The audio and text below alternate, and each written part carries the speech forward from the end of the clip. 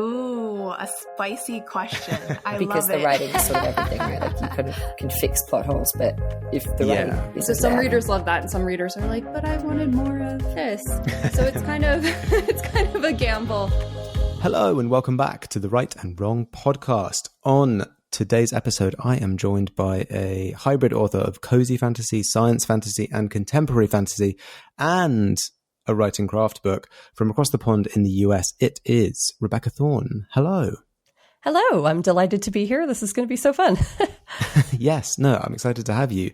Let's start, as I always do, with the latest publication, the novel Alchemy and a Cup of Tea, which is the fourth in your Tomes and Tea series, out August 12th in the US, August 14th in the UK. Tell us a little bit about the series and then about this book in particular. Sure. So the series is a quartet. So the fourth book is the ending, and it follows a very powerful mage named Kianth and a very powerful Queen's Guard. But she kind of quits her job as, guarding the Queen because the Queen sucks. And she ends up leaving to go and be with Kianth. That woman's name is Reyna. So Kianth and Reyna settle down in a very icy town that is besieged by dragons, and they open up a bookshop and tea house. And it is just basically a story of how they decide to leave their lives and then how their lives keep coming back, because it's not so easy to just sever all connections and run away somewhere, Yeah. Alchemy and a Cup of Tea is the fourth book. It is the final book. It is following Kianth and Reyna as they start to explore some magic systems within the world. I'll probably talk about this later, but the world building in book one, I didn't expect it would explode to the capacity that it has. So I didn't spend a ton of time on the world building there. So every book after that has been my attempt to try and make that fantasy world something that people can actually sink their teeth into, which might have been good, because I have heard from a lot of people that it was a very good introduction to fantasy. So a lot of non-fantasy readers pick up this book and have no problem at all starting to read it, because it's about very normal things that they can understand. And then the fantasy world building kind of eases in books 2, 3, and 4. So book 4 follows them as they're exploring some magic systems. And then we end up seeing the town that they moved to besieged by tourists, because the dragons have moved on, but their shop has become very popular and their tiny town can't support it. So. Okay, great. Sounds cool. And it's such an interesting point that I'd not, as a big fantasy reader myself, I'm always looking for ways, if my friends come to me and say, oh, I'm thinking about reading some fantasy, watch that. I'm always looking for ways to get people into it. And I'd not actually considered cozy fantasy before, but now that you say it, it seems obvious. Yeah, cozy fantasy seems like a really good entry point, because a lot of the plots that they have are basically focusing on real world issues, opening up a shop, having, making new friends, moving to a new town. And those are issues that you don't typically see in a lot of the more high fantasy novels. They're like, oh, let's save the world. Let's stop a pestilence. Let's get a king out of control, right? I think that cozy, it lowers the stakes, and puts it on a level that most people can understand, which I think is wonderful. Yeah, it's the sort of celebration of the mundanity.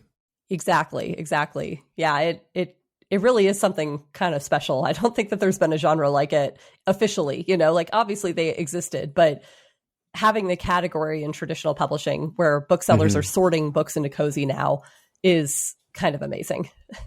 Yes. Yeah, I had Travis Baldry on a while ago. Oh, he's awesome. And he was saying it was so strange for this kind of the genre to just kind of appear almost out of nowhere, as if it had never been written before, as if it didn't exist. Right. Well, and he's very humble.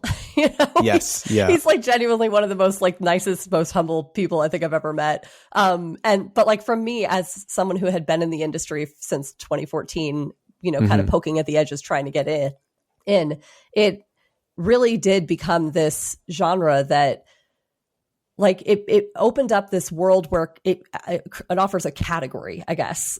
That's a long way to say that, but it offered a category so that booksellers can put their books in that category and publishers can buy books in that category and authors now can say that they write in that category. Whereas before, when I was writing, it was amp up the stakes, more tension, more stakes, more heart pounding action, right? And every chapter I'd write, my agent would write me back and be like, more action, more, more. And I just got so fatigued. I was like, I just want to write something fun, man. Like my whole goal is to write like Tamara Pierce wrote, because I would read her books in a couple days and they felt very warm and welcoming. And I felt like overall I was safe with her, you know, and I loved those series. Like I love the quartets that Tamara Pierce wrote. Okay. All right. Is that the inspiration as to why this is a quartet? Yes. Yeah. So Tamara Pierce, I don't know if she's as big over in the UK. I imagine she probably is, though. She's been around forever. So she started writing with the Alana series in the 90s. And then she came out with Dane in the early, I think the 90s as well. She wrote Alana, the first one, I think in the late 80s, and then wrote it into the 90s. And then she was kind of publishing. She's still publishing, I think. She's like older now and she puts out books all the time. But she started with these quartets that followed different characters throughout the same world. So it was so easy. And I thought that was so brilliant, even as a kid, because I would read these books and the first quartet, you know, I had to learn the world building, but it was easy because it was set in a school inside a city, you know? So it was like, okay, I learned the city, I learned the school, and I was good. And then over the next, 4 books, she took them out of the city and like let them explore. And then the next quartet came and it was a whole new set of characters and a whole new area of this world. But all of our favorite characters came back over the course of that quartet. Okay. So we really got to kind of remember how great they were and then be familiarized with this world. Again, for people who don't read fantasy often, that kind of thing is huge because it allows readers an easy access point, right? Like you think about fan fiction and how popular Archive of Our Own is. And I feel like that's kind of how those books felt, right? Like by the time you got to the third or fourth quartet, the third quartet, I guess. And then actually Becca Cooper, I think, I can't remember if that one was a quartet or not, but by the time you got into her later series, you knew the world, you knew the area. And then it was cool because then she could start playing with timelines. Like, well, this one is set before this Alana series, this one is set after, but like 10 years after, like it's just, right. It was really cool. Kind of similar to Terry Pratchett then, I guess, because that all happens in Discworld. Yeah, you're not really exactly sure like that. What the order is, but yeah, I think there is. Yeah, order, I know. There's like guides online about diving into those. There's so many. Yeah. And that's cool. And doing it as a quartet, I think, is very manageable, like you say. I'd love to talk a bit more about you, and I'm really interested to hear about your journey into writing and publishing. So if we could go sort of all the way back to the start. Oh my God. All the way back. Do you remember when you first decided that you wanted to be an author? Yes, I was. Well, I wrote my first book at 11. Wow. And I wrote. That's young. And I wrote books all through high school. Like I didn't have money to buy gifts, so I wrote my friends' books. And then eventually I realized that I could print them out on like lulu.com and I could have like a physical copy in my hand. So I would say that my self-publishing journey started when I was like 14, 15, nice. I'm borrowing my parents' credit card to buy physical books to hand to my friends for their birthdays. That's a great gift. But I didn't really look into publishing seriously until I was out of college. So I knew I wanted to be a writer, but obviously, I remember I told my dad that I wanted to be a writer and he looked me in the eye and said, the average timeline to get published is 7 years. And this was back in 2008, 2009, and probably is still true today or longer, I guess, today. But I remember just that broke my heart because I was young and 7 years felt like an eternity, right? Like I was like, oh my God, no. And I remember just being kind of devastated that he didn't, support me in that way, I guess. Like I asked to go for creative writing to my college. Like I got a full ride scholarship. And I asked to go for creative writing. And my dad was like, my parents both were like, no, you'll go for something you can get a job in. So I chose criminal justice. Ask me how I'm doing with that. It was a super interesting field, but I mean, like the system out here in America is so broken that I was just like, I couldn't be a part of it. So I got my degree in criminal justice and I actually became a flight attendant because a lot of flight attendants' jobs is safety and security of the passengers and crew. And I actually still do that. It's been nice. 13 years. And I've been a flight attendant for my entire adult life, which has been great because I was able to travel and see a lot of people and get a lot of ideas for stories. And I had a lot of time to write on the jump seat and in my overnights, which was actually wonderful. I'm actually laughing now because my friends that went and got degrees in creative writing don't write anymore for fun because they write for their job, and they don't want to write for fun when they're writing for their job, which I thought was, I mean, like, again, like I was so devastated when I was 2008, 2009, because it felt like my parents didn't support me, but I didn't realize that they had unknowingly set me up for the best possible future for that career. And that I just had to get spiteful enough to be like, I'll show you. And then I did, That was their plan all along. You're right. That was their plan all along. They're like, oh no, we knew. And they say that now. They're like, oh no, we knew you. We knew you'd do that. I was like, bullshit, you knew. Anyway, yeah. So I became a flight attendant, and I kind of looked at my life and I was like, I'm going to be doing this for the rest of my life. Because like there are flight attendants that do it for 40 years, and it's a really good job for 40 years. No complaints, but it wasn't what I wanted to do. And I was like, I'm going to be doing this for 40 years if I don't take the steps now to pursue publication. So in 2014, I started in earnest writing for publication. I started querying. I amassed 300 rejections over 3 novels. My third novel got an agent, one agent offer. And I took that agent offer, and I was represented by her for 4 more years. And every book that we had died on submission except for a middle grade book called The Secrets of Star Whales. And I put that book out with a smaller press called Jellyfish Press, and it published over the pandemic in 2021. It was in bookstores, but it was in like one Barnes and Noble per state. Like it was not in any bookstore with any kind of real distribution. Yeah. And I kind of looked at my life and I was like, oh, this isn't the dream of traditional publishing that I thought I could achieve. Like I wanted my book in stores that my family could go find, whenever they travel, they could go into a bookstore and my book would be there. And that was not what was happening with the smaller press. And more frustratingly, like on day 1 of that book's release, my best friend went to our local bookstore, which had 2 copies, and my best friend bought both copies, and they never restocked those copies. No. And I was just like, oh my God, Chrissy, why did you buy those? But, of course, I'm grateful for my friends. But I was just like, oh, my God, like, why didn't they restock? Of course, when I look at the sales numbers, I was able to get the rights back 2 years later because they were basically out of print with that book because they didn't restock it in any bookstores. And that was kind of the moment that I was like, oh, it's not about the publisher. It's about the distribution that the publisher is offering and the way that you can get that distribution. And the publisher that I had gone with was basically equivalent to what I could do as an indie author. So when I read Legends and Lattes and I knew that he had self-published that book, and then I knew that Tor had picked up that book, I had, 7-8 years in the industry by this point. I was 15 books in, and I was like, well, I can write a book really quickly and probably pretty well in 6 weeks over the summer. And I did. And I documented the whole thing on TikTok, and that was treason. And I was able to publish that book in September, 1 month before his big re-release with Tor, which I knew would bring cozy fantasy into the mainstream. Like people don't pay attention. It was very fast. Yeah. They picked up his book. Because that was like 6 months. Yeah. They picked up his book in a month, which I knew was unheard of for publishing. So I was like, oh, well, if they picked that up so quickly and it had such a banger indie release where so many people heard it as indie, it's going to explode. Like 15 times the distribution is going to happen overnight, And I was like, well, if I can get in there, I might be the Divergent to his Hunger Games, right? Like, and that worked out really well for me. So. Yeah. Okay, yeah. That's so interesting. I do often say to people, like, don't write to market and stuff. But like you saw an opportunity and you just went with it and it really worked out for you. Well, and I think too, like I feel like I've already had this book in my soul. Like I was waiting to write Cosy, Right, I was perfectly primed for it. It wasn't a hard thing for me to try a new genre. And my ultimate goal was to learn the self-publishing process because I knew that if I could learn how to self-publish, I could potentially teach it later on. And I was obtaining my MFA at the time because I would love to be a professor someday. So it was one of those moments where I was like, I don't want to go in a classroom and teach this to other, students unless I have done it myself. So at the very least, I'm going to learn how to self-publish a book, which is something I've never explored before because TradPub wasn't working for me at the time, So I was like, well, I'm not losing anything. Like I've already tried this path. It didn't work. So let's move on to something new. And at the very least, I'll learn how to self-publish and I'll find the indie space, and the indie space is really welcoming. I mean, I yearn for it, like having complete control over your novels and being able to decide everything that goes into them and the timelines for them, there's real freedom in that.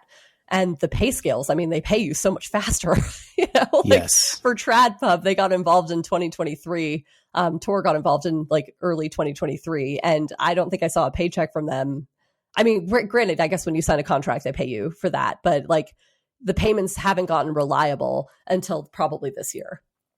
Just because it's hit or miss. You're submitting a book and you have to wait for them to accept the manuscript, and you don't know when that's going to happen. So yeah, I don't know what it's like in the US, but here you also, in terms of royalties and stuff, that all gets paid, I think, quarterly as well. I think I guess I don't know in the UK. I haven't received royalties from, and I need to check on how close I am for them, because the UK bought the book first. They bought the quartet first. And then I called my agent and I was like, hey, like Tor was my dream publisher when I was going the traditional path. Like if I had a publisher to pick, Tor is the one that puts out all the books I read. So I was like, I want that publisher. But of course they wouldn't look my way in, the tens, right? Like I was 2012, 2014, 2015, 2016, on through 2020. It wasn't even an option for me. So when I found out the Tor UK had jumped on board, I called my agent and I was like, can we do an exclusive submission for sales in Tor, like in the US? And it actually did come at a time when I had another offer from Barnes & Noble's press. So they had written me an offer to get the US rights to put it in their bookstore. And I called my agent and was like, I don't want to sign with them. I want Tor. Like US. I want Tor everywhere, right? Yeah.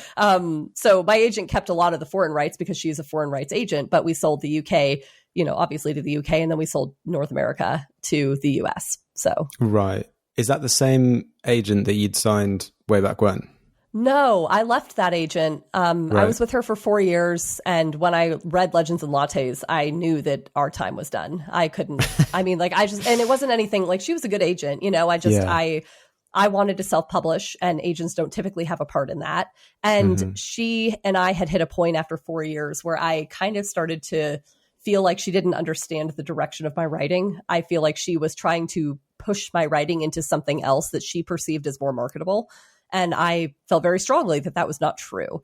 So when, we parted amicably, we're still friends, but it just was one of those moments where I was like, I don't really think that we can keep going. And that happens in this industry, like, a lot of people forget that agents are business partners.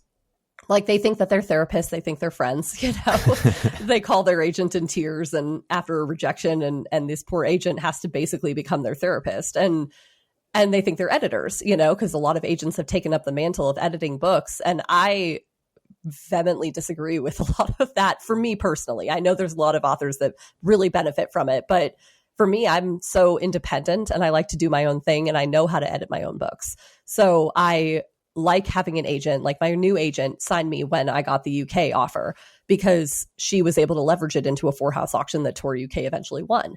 So I was able to connect with her as a foreign agent, and then I convinced her to represent me in the US because I didn't really want anybody else. I liked her personality. I feel like she's good at her job. She's been around forever and she does foreign rights, so I knew she'd be focusing on the world at large, which is what I wanted an agent. So yeah, it's interesting because I feel like a lot of people stay with agents that are not great for them because it's hard to find another one. But it's also important to remember what they're there for, which is selling your book. And if they're not able to do that, they're not helping you. So yeah, I think agents are also reluctant to also kind of sever that tie because of, I guess they signed you for a reason. You never know what the next thing's going to be. Right. There is always that question. And that's questions on the author side too. Yeah, it's interesting to watch the industry these days because I do feel like we're getting a shift with agents' usefulness. Like I hesitate to say, because I know that agents have a lot of value in negotiations, in royalty collection, in managing a publisher. But the querying process where authors can submit their book, point blank to an agent and be considered for traditional publication, I think that process is starting to die. Like I think the pandemic killed it, That's interesting. Yeah, I'd not thought about it. Well, I've been talking to a lot of, for anybody listening who's unfamiliar, the querying process is basically writing a letter that tells an agent about your book. And if your agent likes the letter, they might ask for some sample pages. And if they like the sample pages, they may ask for the full manuscript, and then they may offer to represent you. So it's kind of like the gateway into everything. And the problem is that these agents, after the pandemic, there are so many people who stopped and wrote books over the pandemic because the world screeched to a halt, and they're like, now's the time. So they wrote their books, right? So the competition is astronomically higher these days than it was before the pandemic. And then these agents are basically in this really high turnover industry anyway, and they don't get paid until they sell a book, which can take years sometimes. So they're sitting there having to be very careful about who they choose and how they sell when these editors at these publishing houses keep changing hands, they keep ghosting these agents altogether, this, that, and the other. But then you end up with this, like the agent might open up queries for, 24 hours, and they may get as many submissions as they can handle in a year. It's like that bad right now. And in 2014, 2015, there was a clear path where it's like, oh yeah, 6 to 8 week response time, sometimes up to 3 months if it's long.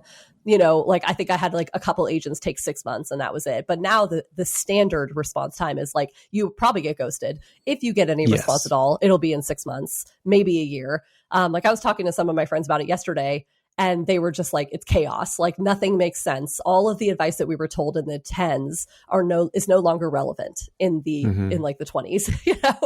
So it's just curious to me to see how the industry is shifting, because we are seeing more publishers picking up indie books, picking up fan fiction, right? And 10 years ago, that would have been a joke, right? Like Hugh Howey, I think, sold his self-published book, and The Martian was self-published, but those were like two examples out of hundreds and hundreds of books. And now it's getting to be a much larger number. A lot of indie books are starting to make it through the gates now. So this podcast is supported by the original organic bedding and bath brand, Koyuchi. I sleep hot, and I was always tossing and turning, trying to find the cool spot in the sheets. Searching for cooler, more restful sleep? Meet Koyuchi. Their 100% organic cotton percale sheets are cool, breathable, and lightweight. Perfect for hot sleepers. Koyuchi makes going to bed feel like a luxury hotel stay. The naturally crinkled texture relaxes me the second I climb in. And these sheets are beautiful. Choose from calming colors made with low-impact dyes. 100% organic, all-natural, and free of toxins you'll find in other sheets. Koyuchi sheets are safe for your skin and sustainably made, so they're better for the planet. With Koyuchi, I no longer overheat at night. I wake up feeling rested and restored. Koyuchi, for cooler, healthier sleep. Get 15% off when you visit Koyuchi.com. That's Koyuchi.com to get 15% off. Koyuchi.com. You just realized your business needed to hire someone yesterday. How can you find amazing candidates fast? Easy. Just use Indeed. Stop struggling to get your job post seen on other job sites. With Indeed sponsored jobs, your post jumps to the top of the page for your relevant candidates, so you can reach the people you want faster. According to Indeed data, sponsored jobs posted directly on Indeed have 45% more applications than non-sponsored jobs. Don't wait any longer. Speed up your hiring right now with Indeed. And listeners of this show will get a $75 sponsored job credit to get your jobs more visibility at Indeed.com/ARTS. Just go to Indeed.com/ARTS right now and support our show by saying you heard about Indeed on this podcast. Terms and conditions apply. Hiring? Indeed is all you need.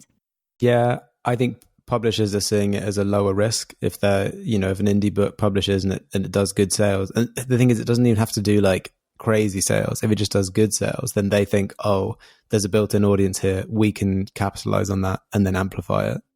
Right. Well, and that was always kind of the thing. Like even when I was querying in 2017, 2018, I kind of was amazed at this industry because it really is one of a kind. Like name another industry where a random person can come in off the street with a really good idea and no sales numbers and no viability, right? Like they have no proof that this idea works. And a publisher is like, yeah, I'll pay you 6 figures for that. Like imagine another industry where that is the case, that just doesn't that make isn't sense. Yeah, it doesn't. And I think that it's easy to forget because at the core of this, it's a creative industry, but it still has to make money in a capitalist world. So it's one of those things where we're starting to see now the publishers realizing that they don't need to be as like there was this like disdain for indie books because they were considered unpolished, unfinished. They're the trash that trad left behind. And now they're starting to realize that there are authors writing outside of the category that they that traditional publishers recognize, right? Like, so Cosy, for example, is a great example of that. Cosy Fantasy didn't exist by a publisher standard. If I tried to query a Cosy Fantasy book in 2021, I would have gotten rejections everywhere because it's too slow. It's too easygoing. There's no market for this. We don't know how to market it. And then he comes in and self-publishes it, and it explodes because everybody wanted something quieter after the pandemic, but trad didn't know that existed until he proved it, and I think that we're going to see a lot more of that moving forward, which is generally wonderful because the publishers have been telling us for so long what we want to read, but they're not listening to what we actually want to read. Yeah, I think that's so true. And it's already happening. I've seen it a lot. I've had a lot of guests on this podcast who are, they were either about to self-publish their novel, or they had just self-published it, kind of like Travis almost, I'm sure he wasn't the first, but like it almost like made a blueprint for how it can happen. And I think a lot of publishers also follow, as well as like, in your case, you kind of looked at that and you were like, oh, that's an interesting approach. I'm going to try that. I think publishers also saw that and thought, we can pick someone up who's had a really successful self-publish, and then we can just republish their novel. I think. Right. Yeah, well, and then we come into the question of, like I was just talking with Travis and Matt Dinneman, who wrote Dungeon Crawler Carl. And I've been very lucky to meet a lot of these people in some of the conventions and conferences that I go to. But I was just talking to them, and Travis was saying that he thinks it's going to end up being like publishing will end up being a la carte, where you can basically pick and choose the services you want this publisher to offer. So like if you want to sell all your rights to them, you can. But there's not a lot of incentive for an indie author who prices their ebook at $4.99 and gets 80% or 70% royalties for that ebook. There's not a lot of incentive to hand that ebook to a publisher who's going to price it at $19.99 or $15.99, and which results in much fewer sales, and then offer you 25% royalties on that. So like Matt Dinneman is one of the first authors that I've heard of. I think there's a couple others floating around, but he's one of the first authors that I've heard of who fought his publisher to keep his ebook rights, because in his industry, most people read digital. So he was like, you can have the print rights if you want. Like they're just sitting around. They're not being used. But the ebook rights are making me staggering amounts of money, And it's like, why would he give that up, that control, that capability? So his ebooks have, to this day, they're his, and they have different covers, and they're published on Amazon. And if you buy it, and he prices them what he wants, and the publisher got a hold of the paperback. And then he was telling me that he, apparently they really regret that deal because his ebooks are moneymakers. They're huge, and they keep making him offers to try and buy those ebook rights, but it's not ever going to be enough for how much he makes with them. So I think that is going to be a pretty good indicator of the publishing industry moving forward. I just don't see the purpose in giving digital versions to a publisher when avenues like Audible and KDP exist. Yeah, because I've spoken to agents who have said that they really try to fight for the audio rights now, because audiobooks have gotten so big as well. Yeah, I mean, in lit RPG, I like literally just discovered this genre as a thing. And again, it's one of those genres, kind of like Cozy. Like when I discovered it, I was like, oh, that's what I've been wanting to write this whole time. Like there is a genre for this. I just didn't know it existed because I was so traditionally focused. And they're very indie in lit RPG, but it's basically video game books, and you write about like a character ending up in a video game. And I was like, I've been waiting for those books. I love those books. And it's hard to find in traditional, because before Matt Dinneman published Dungeon Crawler Carl, there again wasn't a traditional path for that. And now they're starting to realize that is a very large genre that they're not getting a piece of the market share for. But that genre has been indie for so long that the main sales are ebook and audio. And they said something like 60% of audio of like readers in this genre are audiobook readers. And it was funny because when I went to the conference in Denver 2 weeks ago, one of the big things I noticed is that the audiobook narrators were like as big of celebrities as the authors. At this conference, it was like they're up on panels and people are shouting their name, getting their autograph, like clapping for. It was crazy. I was like, this is so cool, because these people start to feel like they get to know these narrators as they're reading these, their work. It's so interesting. So it doesn't surprise me at all that agents are trying to keep that audio right, because that is it's a huge set of the market share. Huge. Yeah, I think going back to what you said about, the role of agents, I think, might be changing, or like the query process might be it's sort of been the only way to do it if you want to go traditionally at this point. But I had an author on recently on the podcast, Autumn Woods, and she was going to self-publish her novel. She ended up not.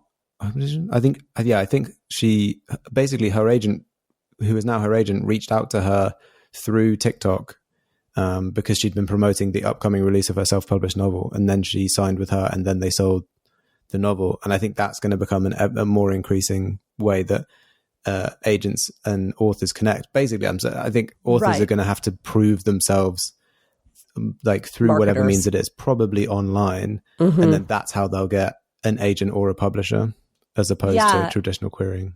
Well, and that's an interesting factor too, because that opens up a whole can of worms in regard. I mean, this industry was already not fair in regards to marginalized people, people of color, people with disabilities, queer people, neurodivergent people. It's difficult because one of the big reasons that people went with traditional publishing is because they didn't need to promote, right? Like the idea was that you sign with a publisher, you give away all of your rights, right? Like my royalties went down as an indie author from 70% to 7.5 for my paperbacks, So like you give away everything, but you get the distribution into bookstores, which is something that indie authors severely struggle with because the only option for it is Ingram Spark. And that comes with a host of problems that I could get into, but I won't.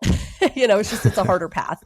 So you get into bookstores and they promote your book. That was a really big reason why people went traditional. And now we're facing this point where, like, I wouldn't say that having a social media following is required, because I know several successful authors that aren't online at all. And I know several debut authors that are being very successful that have no platform or like 1,000 followers, right? Like they're small and they're barely online. But like the fact of the matter is, if you want to stand out and you want to take, I almost hesitate to say that's the new American dream or gold rush, right? Like when there's a possibility in history of someone taking the power back into their own hands and getting their ability to stand out without relying on the system that has created a path for them, right? Like when you think about the gold rush, people flocked to the West Coast to try and find gold because it could better their family position. And I think that's what social media is today. Like I think it's our modern day gold rush. I think it's the way that people can achieve that. And the American dream is dead, right? Like as an American, we can accept that, like it's just a mess. I'm actually in the process right now of applying for my Slovakian citizenship because apparently I qualify for that citizenship by descent. So we'll see if I'm a European Union citizen someday. That'd be cool. Well, I'm not anymore. So you're not. Oh yeah, not the anymore. UK. I'm sorry.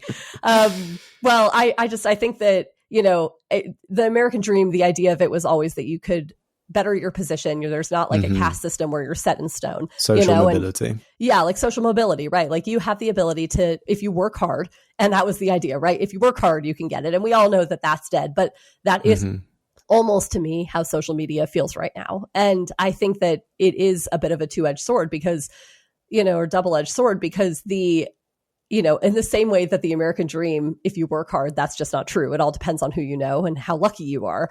And that's basically how social media works, right? Like it depends on how lucky you are. It depends on the algorithm and its whims. And it depends on the kind of content you're creating consistently and whether or not that vibes with people. And you just don't know until you start making it.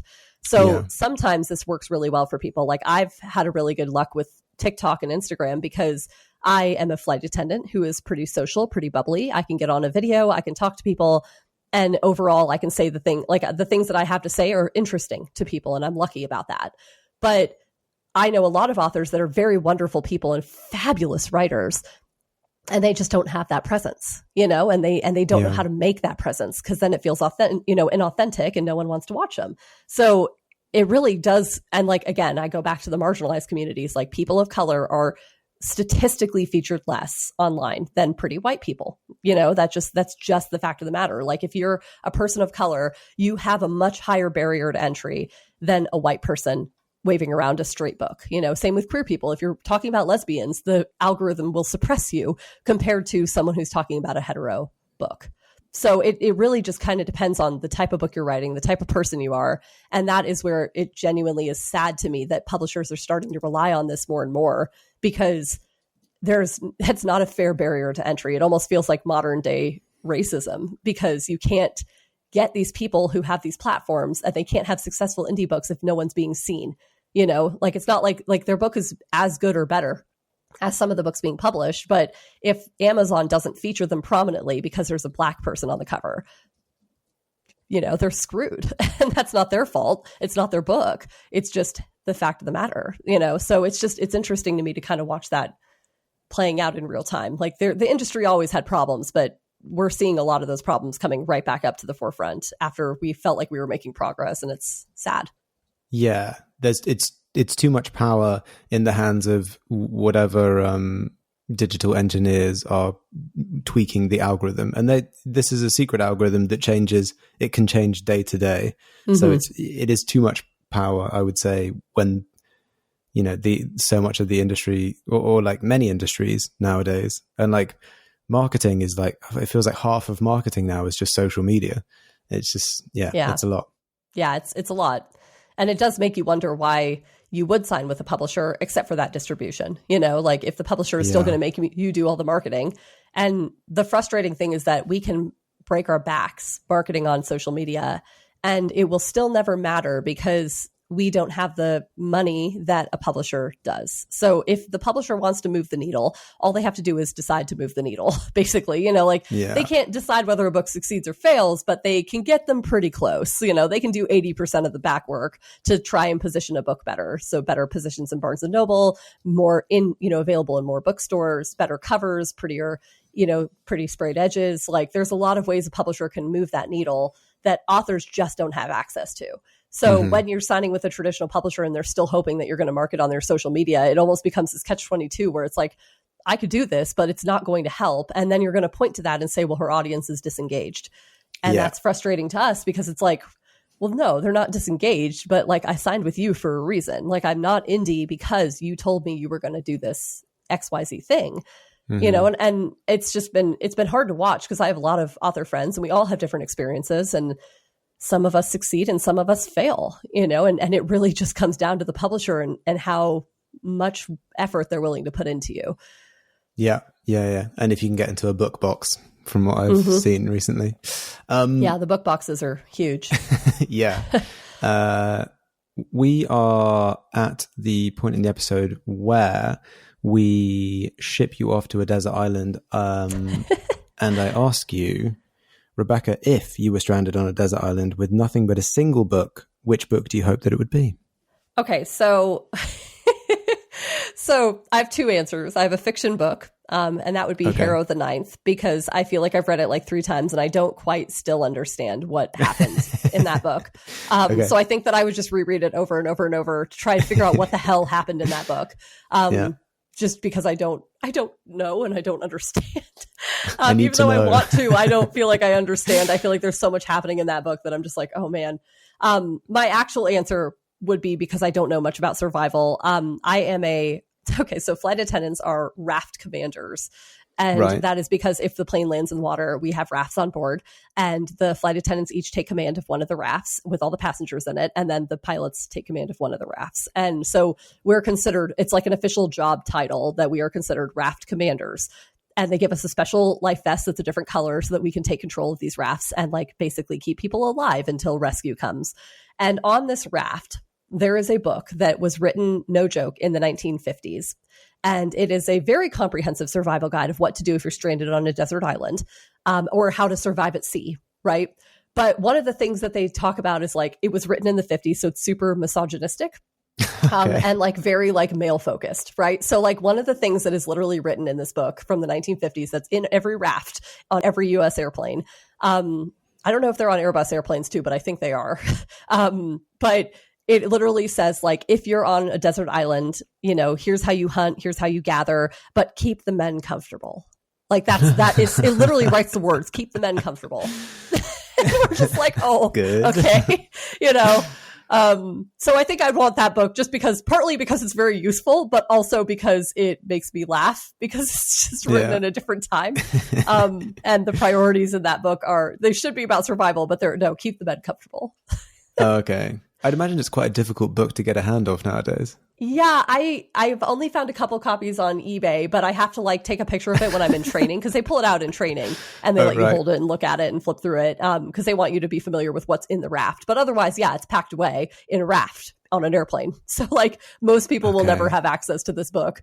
I think there is a couple copies on eBay that people have gotten a hold of over the years, but it's very like I'd have to look up the name of it. And I'm not even sure if I could get a hold of the name until next year when I go back to training. Wow. How have they not updated this book in 50 years? years? I think it's one of those things like the survival content hasn't changed. Like it's very good survival content, like it teaches you how to make a raft. It teaches you how to make a shelter, teaches you how to identify poisonous plants. Like it's very comprehensive. But yeah, I feel like there probably just hasn't, like, I think everything in the airline industry, when you're recertifying things to go on an airplane, it costs so much money with our federal, like the FAA has to certify everything that's in an airplane for a flight and make sure. So like the process of getting that book reapproved, I think would cost more money than it's worth based on the content of the book, like the content of the book is overall good. And it's just kind of a mess. So I think it comes down to money and whether or not there's a desire to change it. And I just don't think there is. Yeah. I mean, I guess it does enough of the job that it's supposed to do. Right. It would be this is too much effort. Yeah, I get it. Right. Well, and like, for example, like the thing, like, in Southwest Airplanes, we have the heart that's mounted on the bulkhead. And that heart is like $1,000. It's a piece of plastic, but it's $1,000 to mount because it has to go through all of these certification processes. Like we have paper clips in the flight deck that are several $100s because they have to go through this certification process to get approval to be in an airplane. So everything in an airplane just costs more money because there's just this massive list of people that have to check it for safety and security and then approve it. And then they can make that. So they jack up the price on it. It's just crazy. Just silly nonsense that doesn't make any sense. But the duct tape that we use on the plane is the most expensive duct tape that you'll ever find. It better be. Yeah. If you're duct taping the plane together. My God. Yeah. It's worrying to see duct tape on a plane. But I've usually it's not fine. used for anything intense. It's just, they keep a strip of it in the flight deck and we can pull it out and keep the bins tied up if we need. Okay, great. If that's what it is. Cool. A very interesting choice and a little trip into the world of flying and planes. Next up, I'm going to wrap up a bit on the indie publishing side of things. I just had a couple more things to chat about. Then we're going to get into some craft stuff, storytelling, the five sentence method, which is Rebecca's writing craft book. All that fun stuff will be available in the extended episodes at www.patreon.com/rightandwrong. I forgot what the thing was there a sec. Like setup and functions, you can write a better book because you're doing it again with intention. You're not just guessing based on media you've consumed and patterns your brain may have recognized. You're actually pointedly aiming for that. And that is where you elevate yourself from an amateur writer to an experienced one. Absolutely. Yes, I could not agree more. And an excellent point to conclude this podcast on. Thank you so much, Rebecca, for coming on and telling us all about your publishing and writing journey. It's been amazing hearing about all of it and giving all these great insights and things like that. And we're excited for the new book. Alchemy and a Cup of Tea is out August 12th in the US, August 14th in the UK, in all the usual places. Thank you so much. Yes, it's been such fun chatting with you. This was so fun. Anytime I get to talk about publishing, I'm having a great time. This industry is so big and so vast and so interesting to me. Yes, and ever changing. For anyone wanting to keep up with what Rebecca is doing, you can follow her on TikTok at Rebecca.Thorne, on Instagram at Rebecca Thorne Writes, or on her website, RebeccaThorne.net. To support this podcast, like, follow, and subscribe. Join the Patreon for ad-free extended episodes and check out my other podcast, The Chosen Ones and Other Tropes. Thanks again, Rebecca, and thanks to everyone listening. We will catch you on the next episode.